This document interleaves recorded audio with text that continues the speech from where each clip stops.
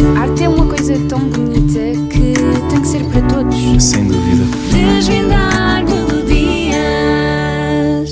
Olá, este é o Desvendar Melodias, o podcast RFM com uma segunda temporada, onde desvendamos muito mais do que melodias. Eu sou Marta Vitorino e já estou aqui preparadíssima para ter mais uma conversa que de certeza não vais querer perder. Mas antes, deixa-me só lembrar-te que podes ouvir o nosso podcast nas plataformas de podcasts, no YouTube e, claro, no site da tua RFM. É lá que tens também uma versão com legendas para que as pessoas surdas também possam acompanhar.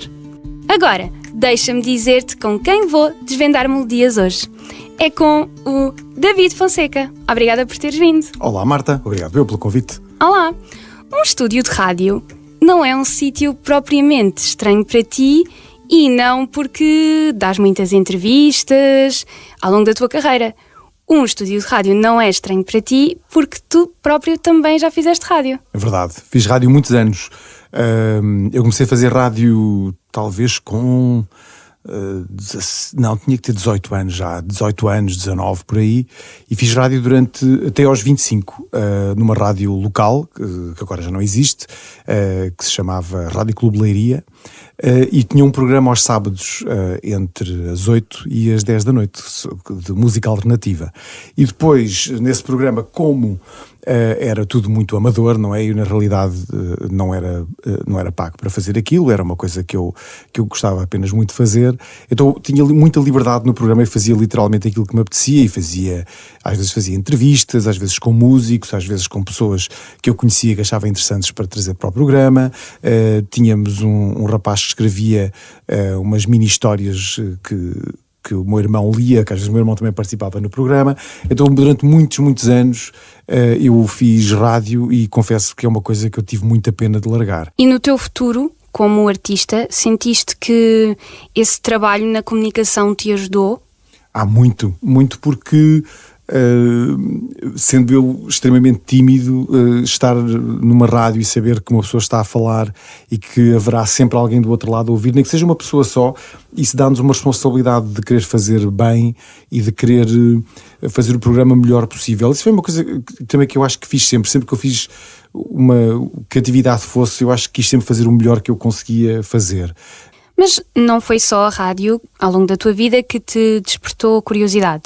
Tu és um curioso e contas nas tuas entrevistas que desde muito cedo eras apaixonado por fotografia, depois veio o cinema, entretanto ainda no meio disso tudo, algures foste aprender piano quando eras mais novo, mas não te interessaste muito. Como é que a música chega à tua vida? Eu antes de fazer música, eu gostava essencialmente de ouvir música e eu ouvia música quase de forma profissional. Para mim música era uma coisa extremamente séria, estava sempre à procura de novas canções, as novas bandas, o que é que eu ainda não ouvi, o que é que eu não... Portanto, era mesmo um aficionado enorme da área musical. Mas nunca pensei, honestamente, em ser músico e apesar de ter feito algumas experiências em casa, lá com uma organeta e com umas ideias de letras, mas era tudo muito mau e era tudo muito... Mas era mais para me divertir, honestamente, mais do que para pensar que ia fazer uma carreira musical. Até um dia em que eu passo, ainda hoje, passo muitas férias em Peniche, a família da minha mãe é de lá, e desde miúdo que ia para lá no verão, naquelas férias grandes, e quando eu tinha por volta de 16, 17 anos talvez, eu levei para Peniche uma guitarra que a minha mãe tinha lá em casa encostada a um canto. Apesar de ninguém tocar guitarra em minha casa, mas a minha mãe tinha uma guitarra dessas, não sei porquê, deve ter havido alguma altura na vida dela que ela pensou, se calhar vou aprender a tocar, então comprou uma guitarra muito, muito baratuxa e tínhamos lá encostado a um canto, e eu resolvi levar a guitarra e comprei um livrinho, na altura um livrinho assim, de papel, parece que estou a ver, porque era em papel de jornal, era um livrinho assim muito fininho que tinha todos os acordes possíveis de fazer. E assim eu passei esse verão todo a aprender a tocar guitarra sozinho e lembro-me logo que das primeiras coisas que eu comecei a fazer foi logo a escrever as músicas minhas. Estava interessado em tocar as que eu gostava e depois em fazer as minhas. E rapidamente isso deu lugar a uma coisa que eu comecei a gostar muito de fazer, que foi fazer as minhas canções. O facto de isto ser um hobby para ti, de tu teres dito já que a primeira vez que subiste a palco na vida foi para cantar com Silence 4. Ou seja, o facto de tudo isto ser um bocadinho um hobby para ti, uma brincadeira, fazia-te lidar melhor com os nãos? Ou tu sabias mesmo que querias fazer alguma coisa com aquilo? Não, fazia-me lidar melhor com os nãos, sabes? Para mim fazia-me lidar melhor com isso, e também fazia com que eu não cedesse absolutamente nada para levar esta música onde quer que fosse, porque quando se nota isto, se agarra isto como um hobby, o que acontece é que, imagina um hobby, se o meu hobby fosse construir aviões e pô-los a voar, de aviões pequeninos, não é? Se alguém me dissesse, chegasse ao pé de mim e dissesse eu acho que devias fazer o avião verde, eu não ia fazer o avião verde só porque a pessoa me dizia, claro. Não é? Portanto, para mim, como era um hobby, não tinha nenhuma obrigação, ou seja, eu podia fazer naquele hobby o que eu quisesse. Isso é um exercício de liberdade muito grande, especialmente quando se faz uma coisa criativa, que é não ceder a nada para naquilo que é a área criativa que uma pessoa está a levar a cabo. Sim. E ao não fazê-lo, ou seja, eu tive muitas pressões na altura e muitas oportunidades para cantar em português, para fazer músicas diferentes, mas nunca o fiz porque aquilo para mim era um hobby, portanto eu não ia estragar o meu hobby só porque alguém achava que o meu hobby devia ser diferente. E isso acabou por ser uma força muito grande, porque eu muito facilmente dizia que não, e muito facilmente aceitava os nãos das outras pessoas, porque pensei, pronto, isto também é o meu hobby, e o hobby de todos os elementos da banda, está tudo bem, não temos que ceder a nada só porque não vamos fazer um disco diferente daquilo que nós somos, só para satisfazer. Pronto, nós, na realidade, cada um tinha o seu percurso, ninguém estava a pensar em fazer música à sua vida, portanto não era um problema. Tu dizes que só percebeste que querias fazer música para o resto da vida no teu terceiro álbum a solo. O que é que te fez perceber? Olha, no fundo foi ter que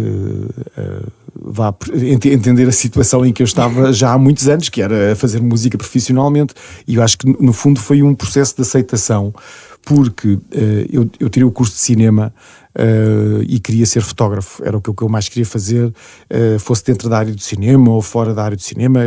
O que eu queria era fazer fotografia, e eu desde os meus 16 anos que eu ando com uma máquina fotográfica agarrada ao meu corpo, e que tinha um laboratório em casa dos meus pais, e portanto eu tinha uma fixação muito grande por esta área. E por isso, quando eu entrei na música, e quando eu sinto que fui literalmente sugado pelo mundo da música, porque de repente estava a fazer digressões e tinha que fazer mais discos, etc. Portanto, eu via tudo aquilo como uma coisa que ia terminar mais tarde ou mais cedo, não é? Que, sim, pronto, pelos vistos ia demorar um bocadinho mais do que eu pensava, e à medida que fui fazendo música pensava sempre, pronto, este é o último disco que eu faço, e assim foi com o primeiro disco Silence 4, com o segundo disco, com o meu primeiro disco a solo, com o meu segundo disco a solo. Eu sempre achei que era a última vez que eu ia fazer aquilo. Mas em paz com isso? Muito em paz com isso. Okay. Quase no sentido de vou fazer isto para despachar finalmente isto e ir fazer aquilo que é a minha vida. Não é que não era aquele.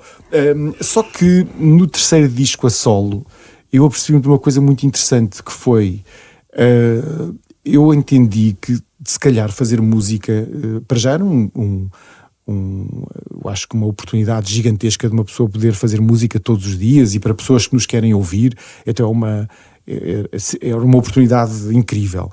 Sim. E depois porque eu comecei a entender que a música em si também encerrava muitas das coisas que eu gostava. Se calhar tinha era começar a pô-las também dentro da música, como fazer videoclipes, fazer fotografias de promoção, trabalhar mais nas capas dos discos, que foi uma coisa que eu sempre fiz, mas comecei a fazer ainda com mais intensidade, e comecei, sim, a realizar tudo. Eu acho que desde então realizei praticamente todos os meus vídeos. Eu acho que já realizei mais do que 20 videoclipes. Quer dizer, isso fez com que eu de repente olhasse para esta atividade também como uma oportunidade que me estava a dar de pôr em prática muitas das coisas que eu gostava e que tinha aprendido, e que se calhar noutra área, se eu estivesse só em fotografia ou só em cinema, teria que lutar muito mais para ter a sua oportunidade, e foi aí que eu percebi que se calhar a música não era assim uma profissão que eu devesse olhar de lado e devia assim abraçá-la com toda a força que eu tivesse. E por isso é que eu digo que só a partir do terceiro disco é que eu olhei para isto de uma forma completamente diferente, e até acho que a minha carreira floresceu muito desde então, porque ganhou uma força própria e ganhou um sentido próprio. O que é que tu achas que ainda te falta fazer enquanto músico? Ou o que é que tu gostavas ainda de fazer enquanto músico? Essa resposta é fácil, tudo. Porque eu sinto que eu não estou na música essencialmente para fazer música. Eu sinto que a música é só uma plataforma que eu tenho para arquitetar uma ideia artística, neste caso em som, ou numa imagem, seja em vídeo, seja numa fotografia. Portanto, eu nesse sentido, eu olho para a música como um gesto artístico. E no mundo artístico eu sinto que está sempre quase tudo para fazer. Eu acho que não... todos os dias, ou praticamente todos os dias, eu tenho uma ideia diferente sobre uma coisa que eu gostava de fazer, e geralmente eu tento depois perceber como é que eu vou cruzar essa ideia com música, ou não, ou pode acontecer nem conseguir cruzá-la com música e tenho que fazê-la noutro âmbito qualquer, mas sinto sempre que todos os dias, quando acordo e quando penso sobre aquilo que estou a fazer, sinto que que está tudo em aberto, que tudo é possível fazer e que eu ainda tenho muita coisa para fazer, e quando eu digo tudo é porque eu sinto que tudo pode ser possível nesse mundo de ideias. Portanto, não acho que seja uma área em que uma pessoa vai checando coisas que já fez e pronto, agora já não precisa de fazer mais. Não, eu acho que são áreas artísticas onde tudo pode ser baralhado, voltado a dar, inventar uma coisa nova, ser surpreendido, que é uma coisa que eu gosto muito nesta área, de repente aparecer uma coisa que ainda me surpreende ao fim destes anos todos.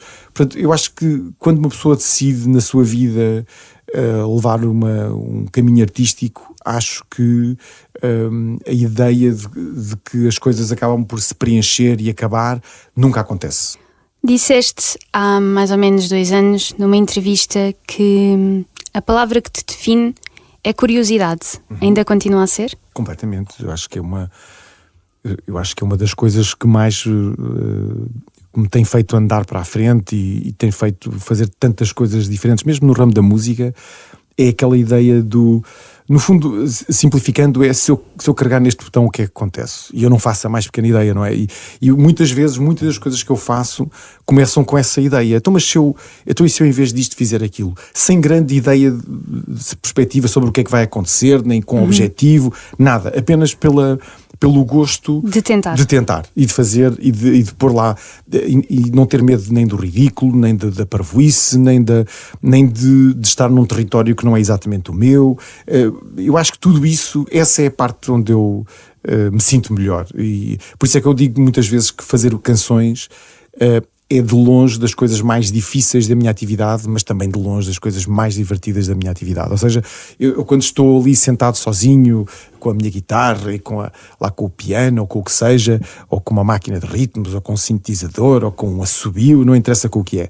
A minha ideia é, eu entrei nesta sala, sei lá, às 3 da tarde, e sair de lá com uma coisa que eu nunca tinha ouvido antes e que tem a ver com a minha personalidade e que é uma novidade para mim e que tem a possibilidade de mostrar isso a outras pessoas, e que com muita sorte, as pessoas talvez se liguem até àquela ideia que eu estou ali a tentar descrever, que é tão abstrata e que se vai tornar numa canção. Isso é de longe das coisas mais maravilhosas que existem nesta atividade. Eu acho que é isso. Se me perguntarem o que é o melhor da atividade, é isso. E o que é preciso para manter esta atividade? É um sistemático gosto por enrolar cabos. E porquê? Porque por mais que uma pessoa suba ou deixe nesta atividade, eu acho que é bom uma pessoa manter-se naquilo que é constante na atividade. E eu descobri ao longo destes anos todos que enrolar cabos é constante, independentemente do sucesso que uma pessoa tem. Eu dei sempre por mim, num estúdio, a enrolar cabos e a organizar o estúdio e gosto tanto de o fazer que isso é que nesse momento é que eu percebo que se calhar nasci um pouco para aquilo, que é, eu até nas partes mais mais de organização e que nada tem a ver com criatividade, eu gosto de lá estar e gosto de estar presente nesses sítios, gosto de estar no backstage, gosto de estar com os músicos no ensaio, gosto do disparate que isso faz nascer sistematicamente, gosto de estar com as pessoas que fazem as luzes, com as pessoas que tratam do som, gosto essencialmente dessa parte. Por isso é que quando às vezes eu digo que está feito, eu até já perdi o interesse nele, porque até chegarmos lá foi a parte. Houve um caminho. Foi um caminho muito divertido, e quando ele acaba, eu penso, bem, se calhar era melhor começarmos outro, porque isto é muito divertido fazer. Isso é uma coisa que eu digo muitas vezes também aos meus amigos músicos, é que nunca tenham medo do insucesso, porque o resultado é igual, que é, no final de contas, faz-se outro disco.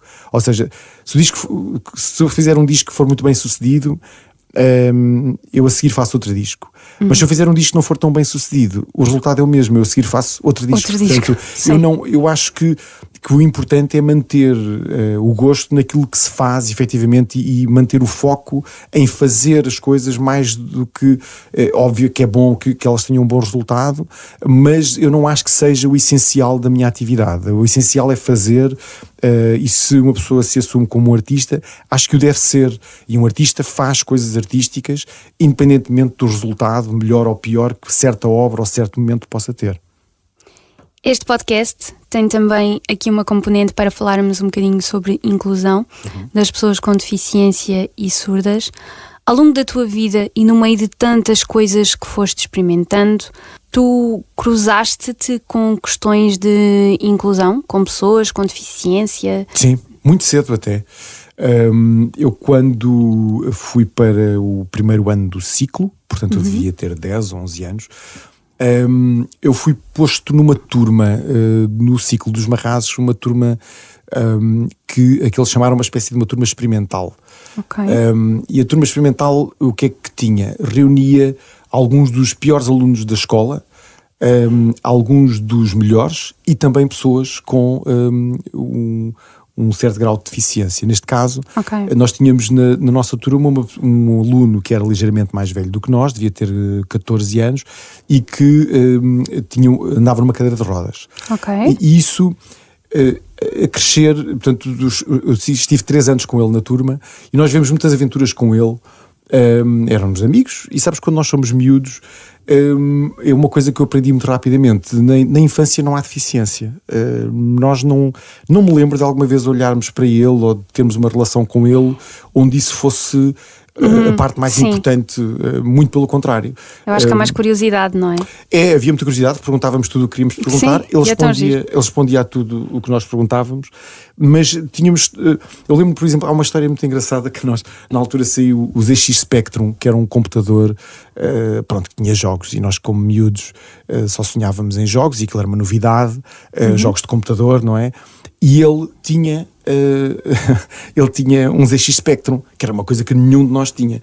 E uma vez ele levou o ZX Spectrum para a escola, e ele sugeriu que num furo de 1 hora e tal que nós tínhamos, a minha casa era mais perto de todas, então nós fomos para a minha casa para montar os ZX Spectrum nessa hora de furo, para jogar um bocadinho de jogos. Eu lembro perfeitamente, montámos aquilo na cozinha. Mas para tu veres, nós fomos a correr pelas ruas dos Marrazes, que eram a minha aldeia, e que era toda em paralelos, literalmente 40 a hora a empurrá-lo naquela cadeira, que nem loucos, e ele aos gritos, mais depressa, mais depressa.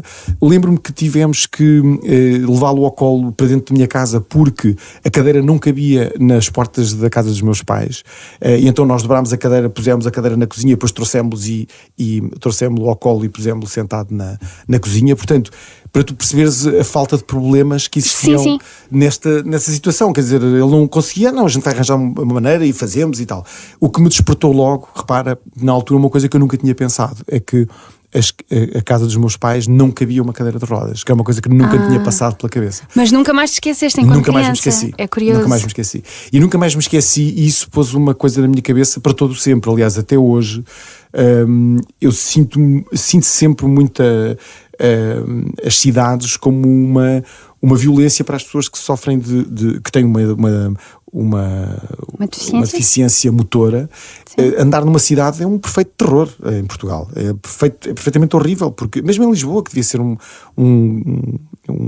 aliás, uma bandeira nisso, e não é. E eu sei, porque eu ando muito de bicicleta em Lisboa, e dá para perceber que se é difícil para uma bicicleta às vezes percorrer alguns sítios, eu nem imagino que seja para uma pessoa que tenha uma dificuldade motora. E aqui há uns anos, há 2 ou 3 anos, eu estava em Londres num autocarro, e havia uma pessoa de cadeira de rodas à espera do autocarro, e o autocarro parou e não havia ninguém, eu só havia essa pessoa, então não havia ninguém a ajudá-la, e o autocarro literalmente desceu uma plataforma, a pessoa subiu à plataforma, entrou no autocarro com outra pessoa qualquer, e eu senti-me num país muito atrasado quando vi aquilo acontecer, confesso, porque eu acho que nós como sociedade temos uma obrigação muito grande de pôr as pessoas todas num termo de igualdade, e isso é uma coisa que nós como sociedade devíamos ter como garantido para todas as pessoas. E achas que não temos? Acho que não. E por que não? Eu acho que falta alguma sensibilização nessa área. Acho que não é uma coisa que esteja na ordem do dia todos os dias. Nós somos um país com muitos problemas de pobreza, e quando existem muitos problemas de raiz ainda por resolver, existem muitas destas questões que ficam para trás porque nós ainda temos problemas de base, e pomos esses problemas em primeiro lugar e deixamos outros para segundo e terceiro lugar. Eu não acho que a sociedade tenha que avançar assim, porque senão era impossível avançar. Eu acho que todas as áreas têm que avançar, e o da inclusão das pessoas com deficiência é uma das coisas que eu acho que devia estar sempre na ordem do dia. E eu acho que teve a ver com essa minha experiência como criança, logo desde o dia número 1, porque desde o dia número 1 eu não aprendi a ver as pessoas com deficiência como diferentes de mim, entendes o que quero dizer? Ou seja, eu não, como ele era nosso colega na minha turma, nossa turma, e nós tínhamos uma vida, havia muitas coisas que tínhamos que readaptar para a pessoa estar presente. Mas isso já era normal? Mas já era natural? Era perfeitamente normal. Por isso, na minha turma do primeiro ao quarta classe, tive uma colega, a Eunice, que era surda-muda.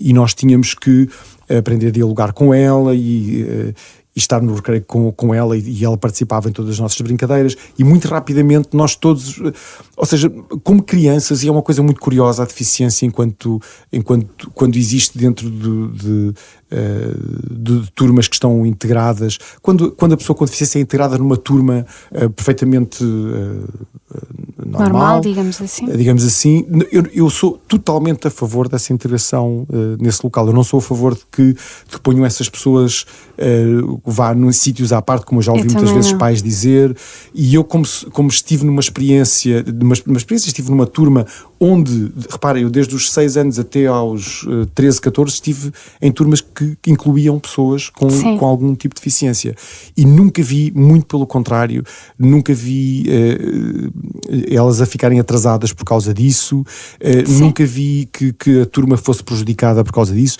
muito pelo contrário. A única coisa que eu vi foi muitos alunos aprenderem também a lidar com isso, também a pessoa com deficiência integrar-se muito mais rapidamente naquilo que é o mundo normal. Claro. E todos nós aprendermos um pouco mais sobre o que é essa experiência de ter de não conseguir andar, ou de não conseguir ouvir, ou de não conseguir ver, e isso, tudo isso são questões que acabaram por se diluir muito rapidamente. Se tornaram não questões. Exatamente. Por isso eu sou muito a favor dessa integração dos alunos em turmas, e continuo a ser cada vez mais a favor de haver cidades, todas as cidades serem possíveis para qualquer tipo de pessoa com deficiência, para no fundo sermos todos, e cada vez mais com igualdade de oportunidades e de estar nos sítios exatamente como todas as pessoas estão. Nos dias de hoje fala-se muito sobre inclusão, é um tema que está na ordem do dia. O que é que achas que falta para que este falar se torne em ações? Ou achas que já se está a tornar em ações? Bem, eu sei que há muitas organizações que lutam muito por essa inclusão, e elas de certeza têm dados, uns positivos, outros negativos, do seu esforço para que essa inclusão seja cada vez maior. Eu não acho que nós estejamos ainda perto daquilo que seja uma inclusão da pessoa com deficiência ideal.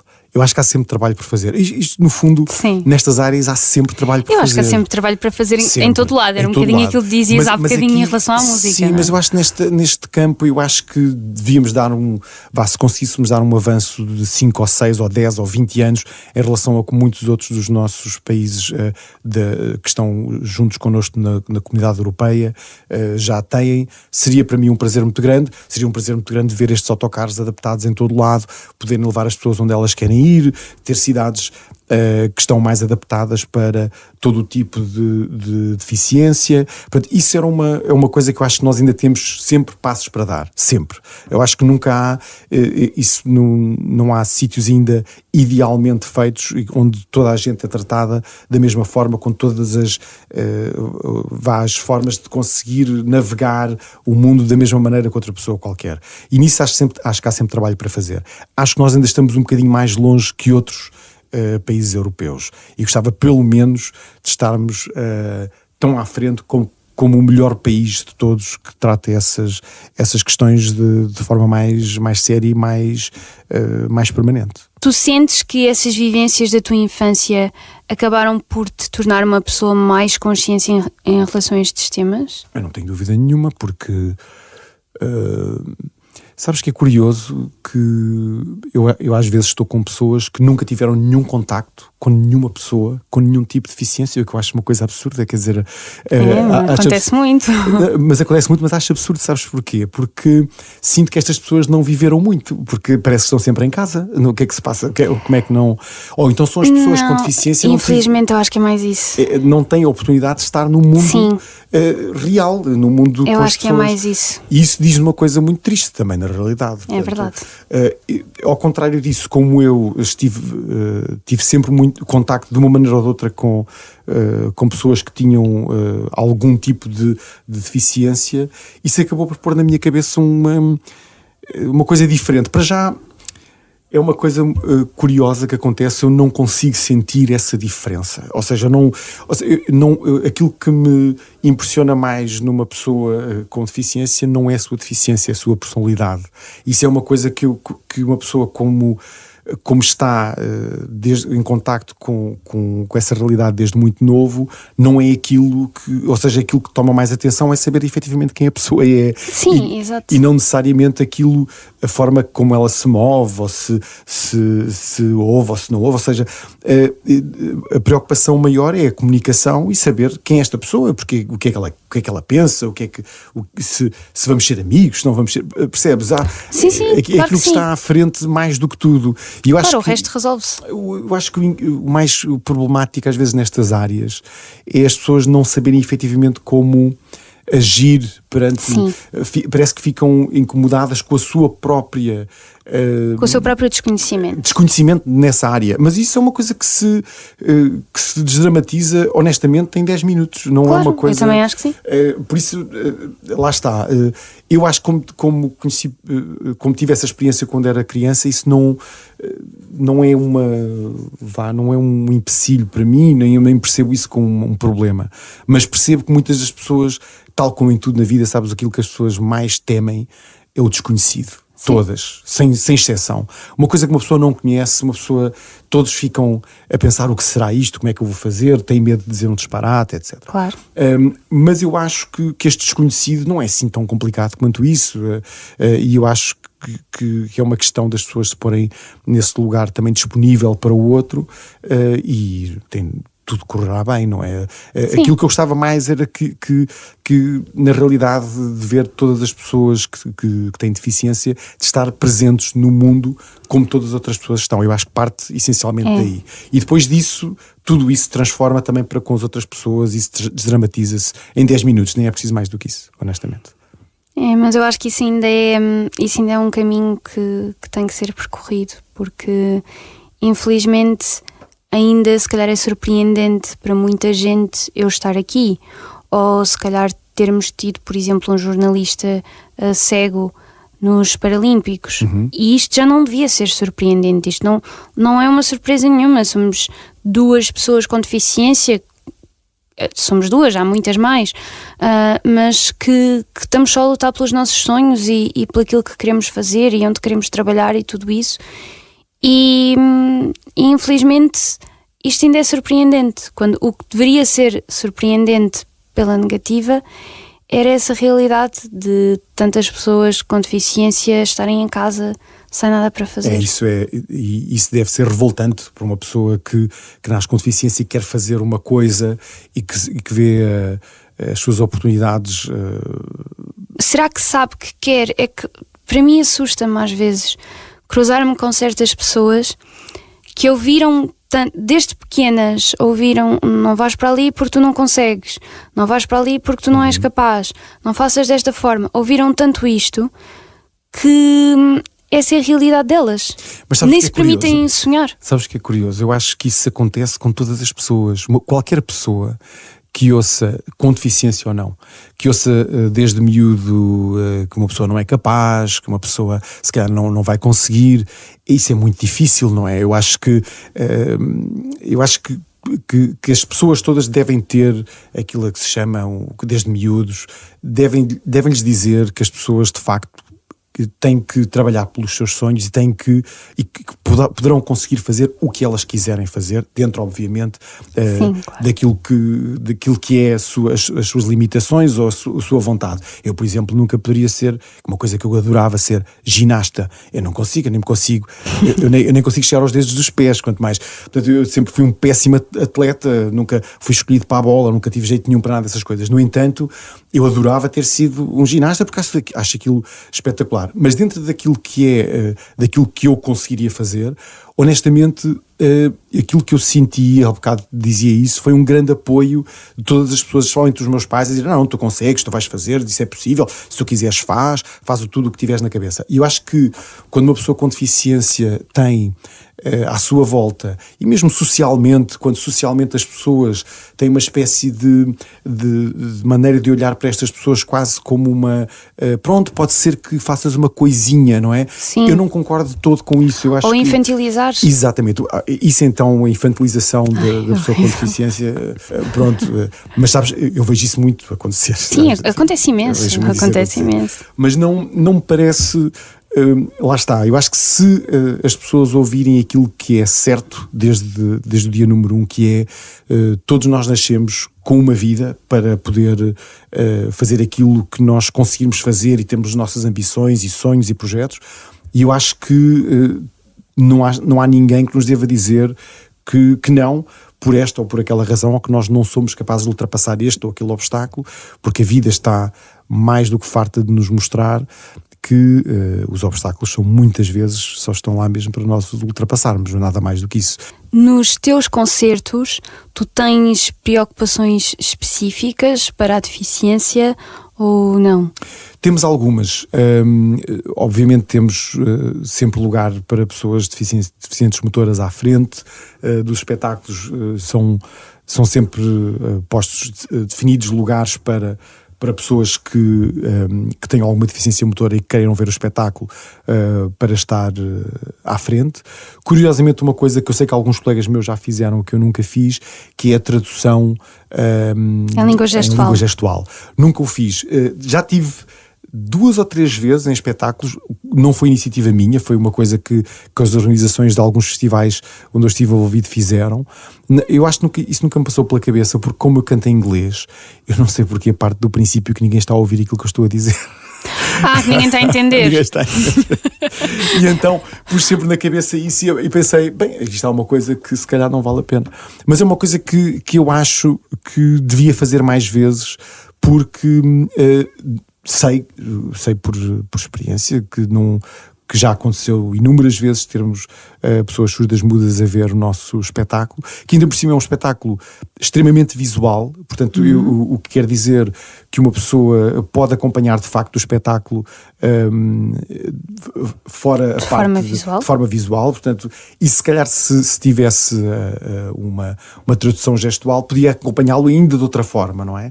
Isso é uma coisa que eu acho que nunca me passou pela cabeça, mas eu acho que é possível fazê-lo em algumas ocasiões onde isso se possa possa ser possível isso acontecer, porque nem sempre é possível, na realidade. Nos concertos ao ar livre é tudo muito mais confuso, precisamos de câmaras na pessoa, porque está tudo muito mais longe, etc. Mas em teatros eu acho que é perfeitamente possível termos um tradutor para certos momentos. Por exemplo, isto é uma coisa que já me devia ter passado pela cabeça mais vezes, que já tive nos meus espetáculos, mas que nunca pensámos especificamente para isso. Para os deficientes motores sim, mas para tradução simultânea não. Já tiveste pessoas com deficiência a virem falar contigo depois dos concertos? Muitas vezes. Muitas vezes.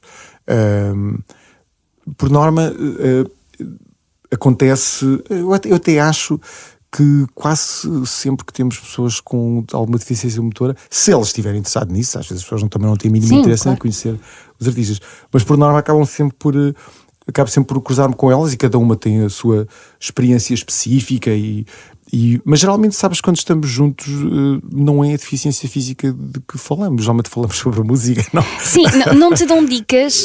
A pergunta que eu ia fazer no caminho desta era se não te dão dicas para, dizem, por exemplo, o concerto foi bom, eu gostei, ou podes fazer, por exemplo, uma pessoa surda dizer para a próxima, podes fazer com língua gestual. Olha, nunca aconteceu, na realidade, por aquilo que possa parecer, e olha que ao longo destes 25 anos, dezenas e dezenas de pessoas que já se cruzaram nos espetáculos e com quem eu falei no final, mas é curioso que geralmente falamos sobre música e falamos sobre as nossas vidas e as experiências de cada um, mas não focamos isso especificamente na deficiência. Não deixa de ser curioso, que não é uma coisa que costume vir à baila, curiosamente. Mas, ou seja, não falar da deficiência pela deficiência, mas no sentido de este concerto estava bem adaptado ou não estava? Ou... Não, nunca chegamos.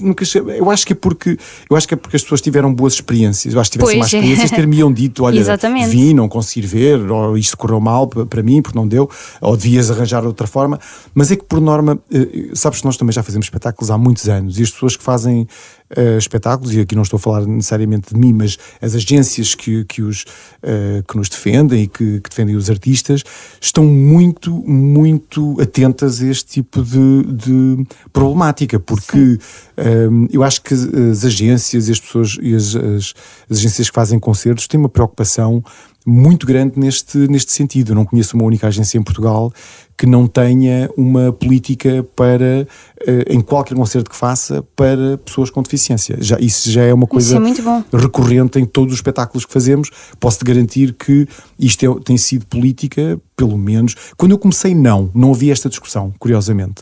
Mas eu acho que dá 15, 20 anos para cá, mesmo os teatros obviamente já estão sinalizados têm lugares de deficiência, mas todas as agências têm uma preocupação grande em que qualquer pessoa com qualquer deficiência queira estar presente num espetáculo, que o possa fazer da forma mais confortável possível. E isso posso garantir que eu acho que não há nenhuma agência em Portugal que não tenha essa preocupação clara dentro da agência. E o que é que ainda achas que é preciso fazer no mundo artístico para o tornar mais inclusivo? Olha, um bocadinho a mesma coisa que é preciso para continuar a fazer música, que é tudo. Porque eu acho que quando uma pessoa tem... eu acho que nós não podemos ser, nesta área, não podemos sonhar baixo, nem sonhar pouco. A pessoa tem sempre que apontar para um sítio onde essas diferenças se esbatam de tal maneira que uma pessoa se esqueça por completo que elas existam. E para isso é um longo caminho a cumprir, como podes calcular, não é? Ou seja, nós nunca podemos olhar para cada passo que se consegue como, olha, pronto, já está, já conseguimos fazer isto, portanto, este problema está resolvido. Na realidade, eu acho que lidar com o problema de um mundo de pessoas com deficiência é um work in progress. Ou seja, porque o mundo também está sempre a mudar. Exatamente. Os concertos também estão sempre a mudar, as cidades estão sempre a mudar, os transportes estão sempre a mudar, a maneira como se ouve música, como se vai ver espetáculos também está sempre a mudar.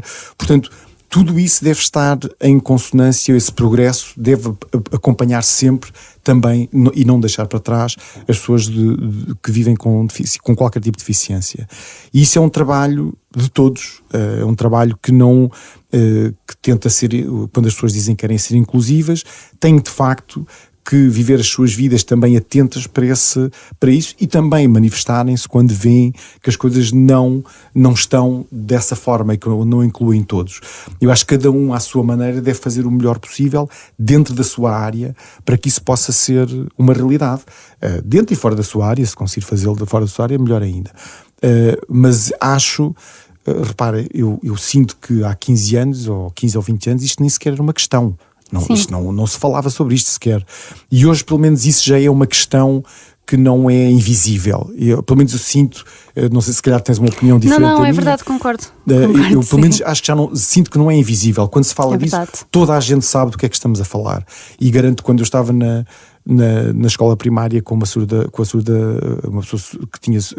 que era surda muda, ou a pessoa que estava na cadeira de rodas no liceu, isso não era uma questão falada de todo. Isso não era, nem sequer estava em cima da mesa nenhum tipo de discussão de deficiência. Pelo menos quando era miúdo não se falava nada sobre isso.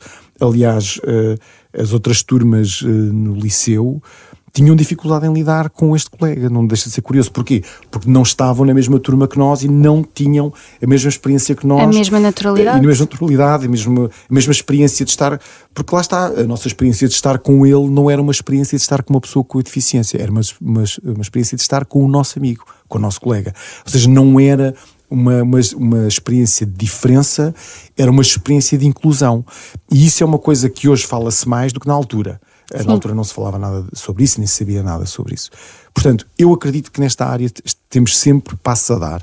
O caminho nunca está concluído, como na arte, em tudo. Nunca está tudo feito, há sempre alguma coisa por fazer, por isso, mãos à obra. Para ti, incluir é?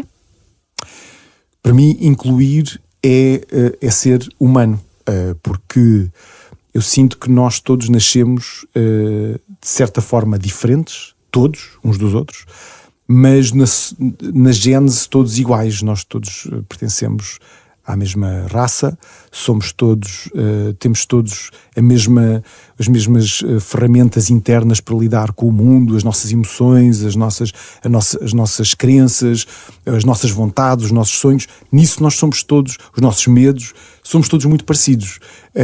E eu acho que incluir é olhar para o outro dentro desse espectro e não de um espectro que seja um bocadinho mais divisivo ou um bocadinho, até diria eu, mais superficial, que é a forma como uma pessoa é, ou vê, ou ouve, ou anda.